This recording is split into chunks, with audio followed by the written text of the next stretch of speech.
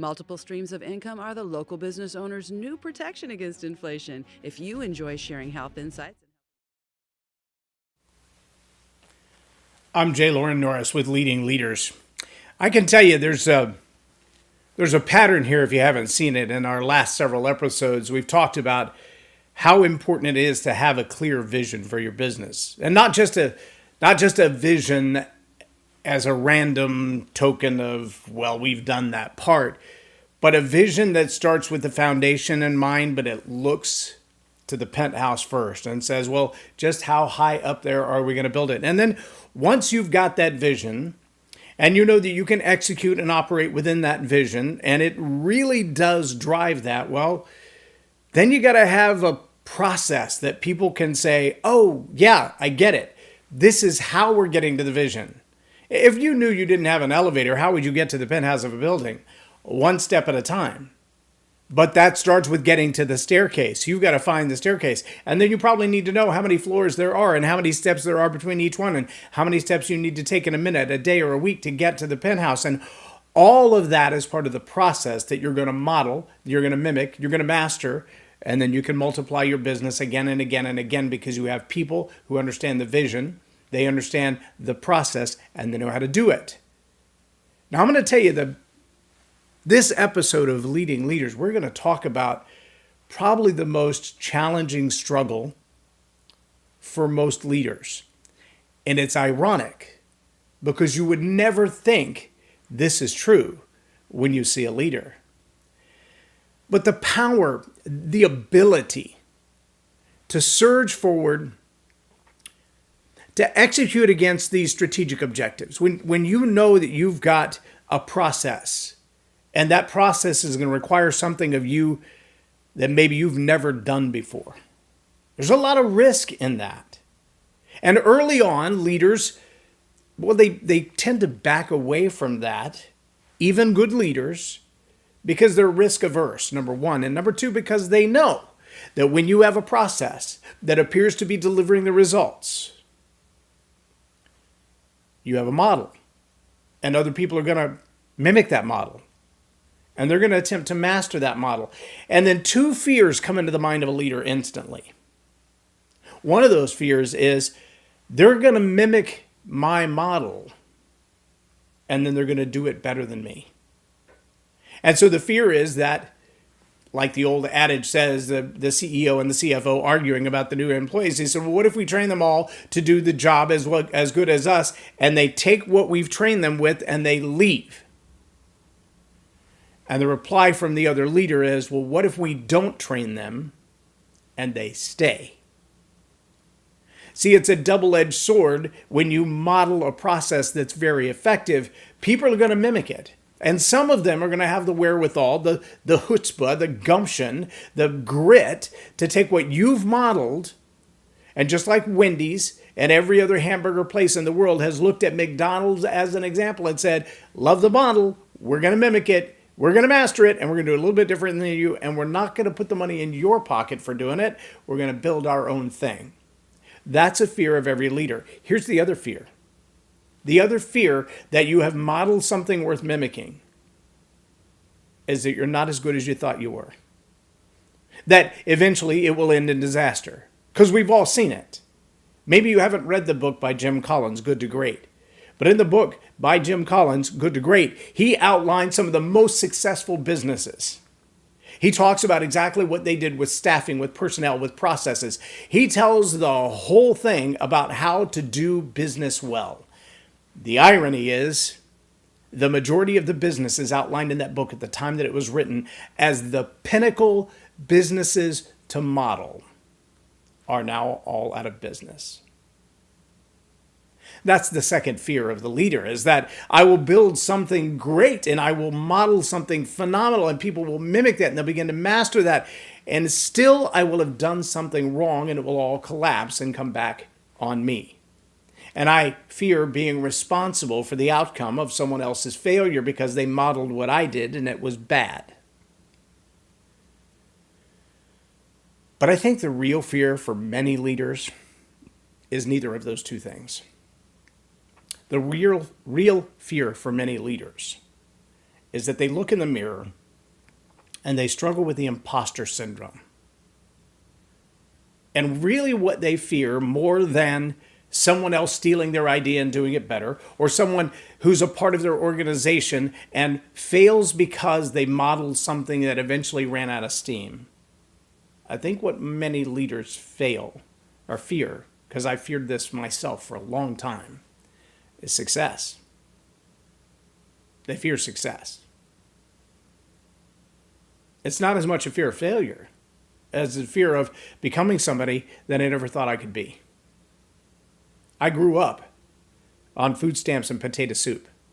I grew up with a mindset that the rich get rich and the poor go broke, and it's the rich's fault. Who wants to be rich?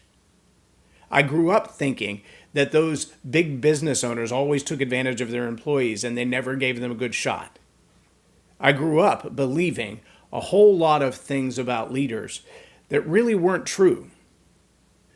They were declarations of people who had not modeled, mimicked, and mastered great successes.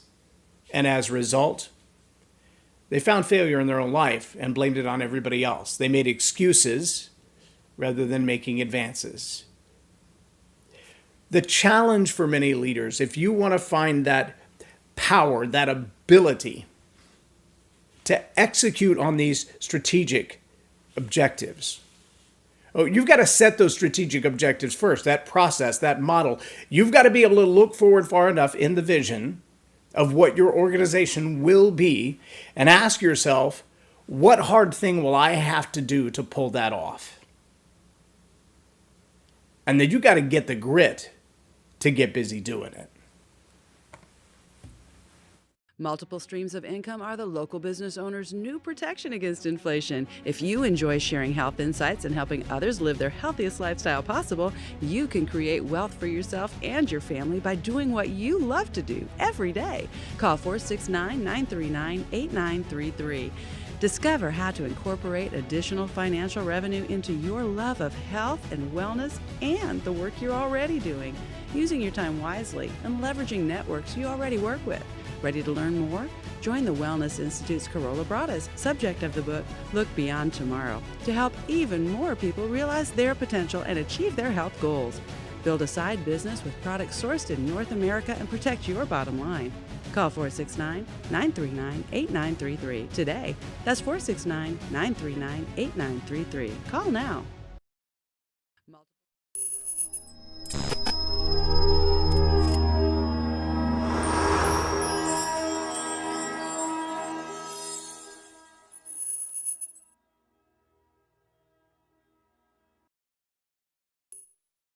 The OBBM Network is the premier voice for local business, and we take that responsibility seriously. The OBBM Network has everything you need to grow and transition your business for success on popular syndicated podcast networks, Roku and other video channels, and the OBBM Network app. We work for you, local business, and we've got your back. Subscribe now for our extensive video library of leadership lessons promoting faith, family, and freedom.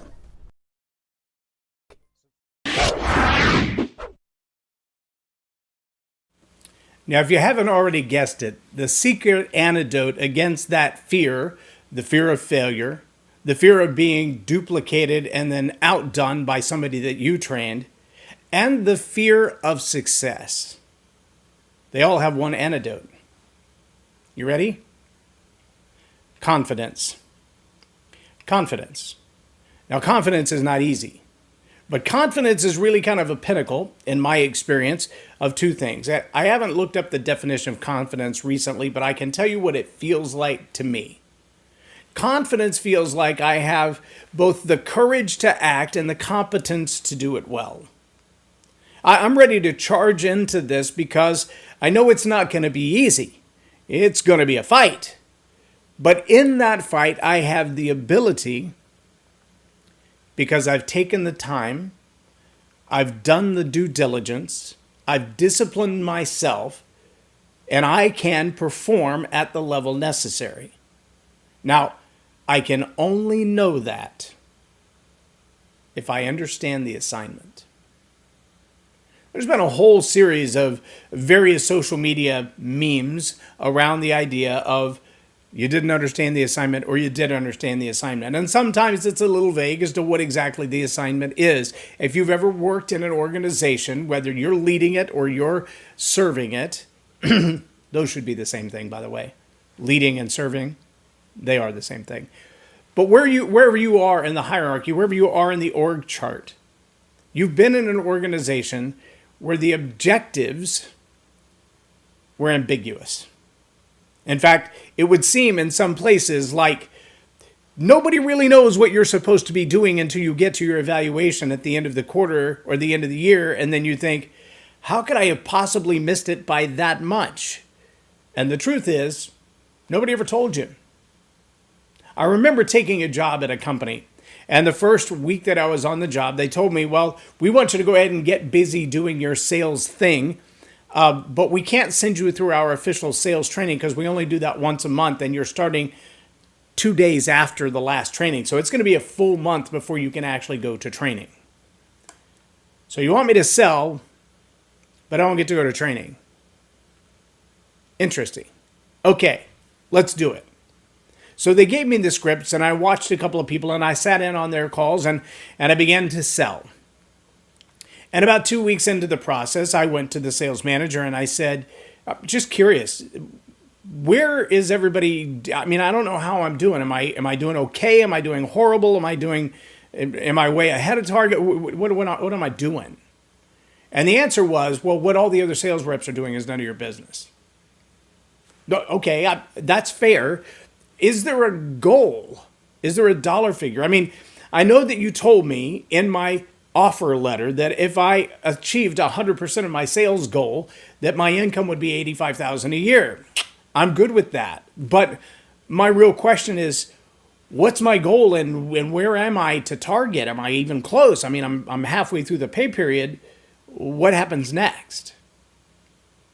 Well, that was a Friday afternoon. That conversation didn't end well. And on Monday when I walked in, there was an entire wall filled with whiteboard. And down the left side of that whiteboard was the name of every sales rep in the organization. And in the first column next to that was their stated sales goal for the month. And in the columns that followed that was a daily reporting. A place where somebody could write in there, on Monday, I had X number of sales. On Tuesday, I had X number of sales. And at the far end of the board was the total, but to the left of the name was the percent to goal. There were two of us above 50%, myself and the company superstar. It was a little flabbergasting that on 14 days into the pay period, the new guy who hasn't even been to training was already at 50% to an unstated goal. That was really scary, to be honest with you. But the first 30 days after training, I was 300% to goal. And I got my commission check. And I did some really basic math. And I said, if I'm 300% to goal, then I should be able to take this number, multiply it by 12 months, divide it by 3, and come to 85,000. Not so much. Their math and my math apparently were from a different planet, because their math said that if I even achieved the same 300% every month till the end of the year, I still wouldn't make over 50 grand. I was not a happy sales rep. After all the negotiation was over, I got a nice sales bonus, a signing bonus that was pretty significant, but still nowhere close. And that caused a rewriting of the entire sales plan for the entire division that I was in. Now, it's one thing to say that I have the courage to get out there and start making the sales even before I've been trained by this organization to do sales their way. It's a nice thing to know that I have the competence to get on the phone to make those calls, but the confidence to be able to operate, to have the power and the ability to operate against stated objectives requires first, not competence, not courage, stated goals, for heaven's sake. You got to know what your target is.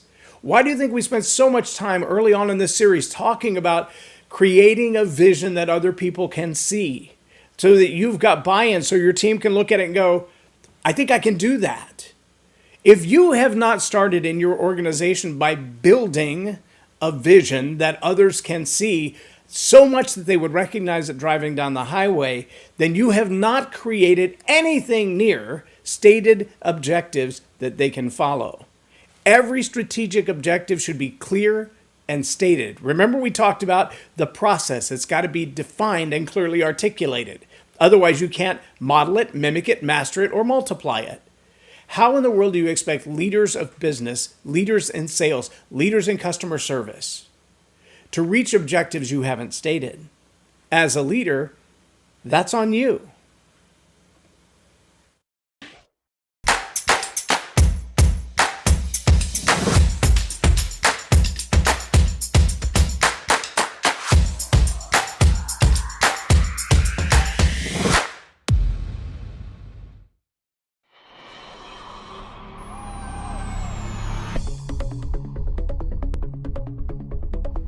Hi, welcome to Heroes in Action. I'm Ray Almanat, founder and creator of this training system. I originally made it so that everyone can train for free. We have programs for kids, for women, families, and businesses. I'm an author, speaker, and educator on everything that has to do with violence and bullying prevention education. If you'd like more information about who we are and what our programs are, please go to our website at heroesinaction.us or give me a call if you have any questions at 727-314-2534. We hope to see you here to train.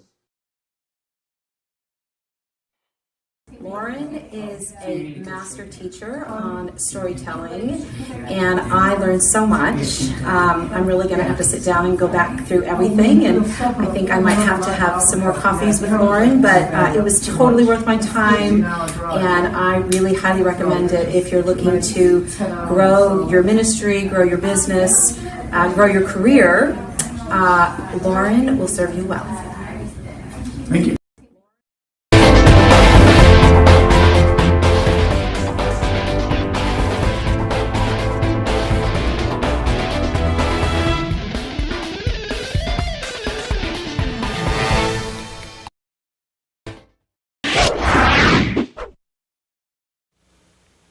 Now, I want to be really clear about something. There are a lot of leaders who have confidence, bravado, arrogance.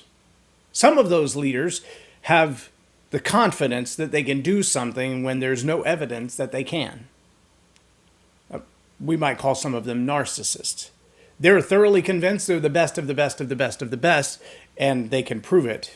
Sir, I hearken back to that opening scene of Men in Black when they're trying to write on the egg with a broken pencil. Not a good thing.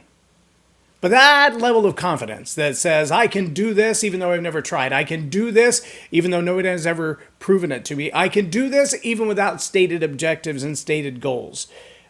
That kind of bravado leads to risk-taking that is unjustified and often cataclysmic for an organization and an individual. We've seen leaders like that. We probably served under leaders like that. And if you are a leader like that, stop it. Take the time to get really clear on what the vision is. Take time to get really clear on what the organizational needs are. Identify the process so that you can model it, mimic it, master it, and multiply it. Dig into those really challenging things that cause fear in you. Now, your fear may look entirely different than my fear. It may not be any of the fears that I've already outlined. It might be a fear of being exposed, that imposter syndrome. It might be the fear that somebody's going to steal your idea and make more money with it than you would become a better success. It might be the fear that you're leading people down a bad path and you're going to eventually make a mistake that's going to come apart and come unraveled and destroy people's lives. And all of those are legitimate fears, but you may have a fear I haven't articulated here. You're still going to need courage to overcome that fear. And you're going to have to marry that courage together, which is a personal, intimate, internal thing. There are people who can embolden you by helping you to become more aware of the truths about yourself and deny the lies that you've believed, like my fear that rich people are the ones that make everybody else broke. But emboldening someone brings boldness to you, but courage is still work you have to do on your own. And if you lack courage, leadership is probably not the place for you. If you have an abundance of courage, let's just make sure it's not the reckless kind of courage that says, I'm going to charge hell with a water pistol because I don't care. There's a real difference between risk-taking that makes good sense and carelessness. Now, on the other side of that, you've got courage and you've got competence in order to be confident. Competence, 99 times out of 100, is about a skill set that you can learn. Tricks of the trade, better understanding, maximize your education, grow yourself up, enhance your awareness. And if that doesn't come with on-the-job training, then it comes with external education, which you're going to have to pursue on your own. And I'm going to be honest with you and tell you, some of the most profound learning that I've had in my life didn't come in a classroom, didn't come in on-the-job training. It came in a coaching session where I was working with somebody and asking them questions that I thought I knew the answer to, and hearing an answer I'd never pondered before. I've been in leadership almost 20 years since I got out of the military, various roles of retail leadership and management, business management, and coaching. And there are still days that I wander across something old that John Maxwell has written, or Dale Carnegie has written, or Bruce Lipton has written, something like a Brandon Dawson comment. You got to have the 4 M's. And it makes me stop and think, how have I applied that in my life, or have I not? Is that a new understanding to me, and what do I do with it? That is competence. That level of awareness that says constantly, how could I be better, do better, and serve better? And when you can put that kind of competence together with the courage to act, even in the most frightening moments, you will find the confidence that gives you the power and the ability to move forward on those stated objectives. As a leader, remember, you've got to state those objectives clearly. And also understand that emboldening others, building courage in them, letting them risk without destroying them in failure. That's your job as a leader. Helping them to increase their competence through awareness and education and ongoing opportunities. That's your job as a leader. The power and the ability for your team to move forward against stated objectives comes from the confidence that you have the power to instill in them. Take the time as a leader to do that for them. I'm J Loren Norris with Leading Leaders TV for OBBM Network Television. Have a blessed day.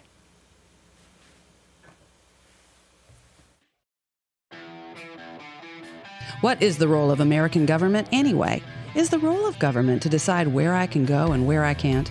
Is the role of government to work tirelessly to destroy vital infrastructure that keeps goods and services from my customers?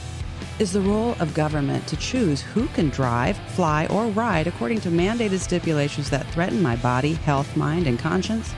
Without medical freedom legislation in place, our rights and freedoms are one vote away from being dissolved.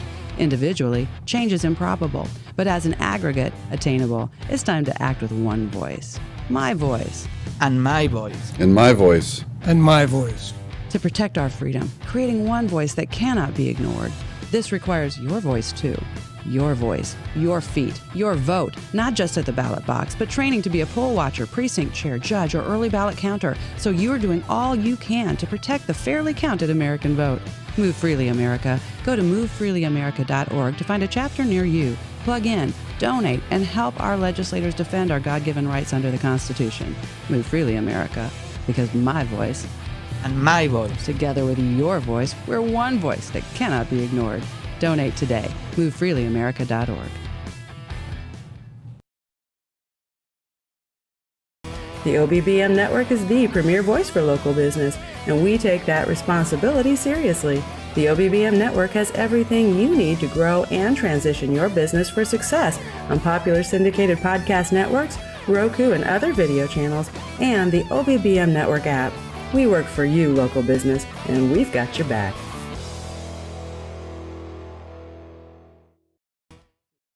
Subscribe now for our extensive video library of leadership lessons promoting faith, family, and freedom.